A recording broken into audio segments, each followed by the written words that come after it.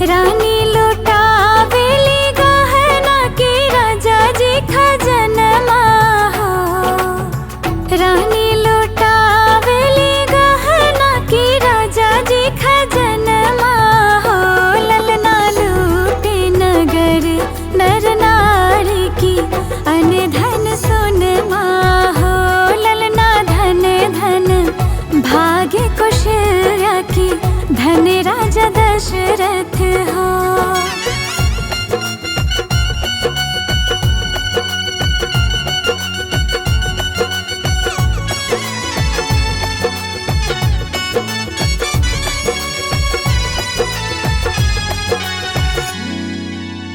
धरतिया गगन मगन भेल फूल बरसावल हो।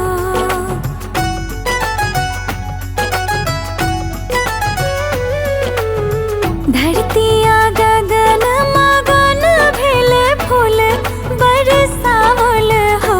ललना घरे घरे बाजे बधैया महल बीच सोहर हो।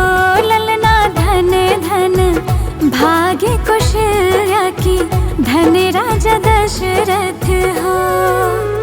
शुभ शुभ मुहूर्त लगन माँ भवन माँ में लाल भेले हो। ललना धन धन भाग्य कौशल्या की धन राजा दशरथ हो। ललना धन धन भाग्य कौशल्या की धन राजा दशरथ हो।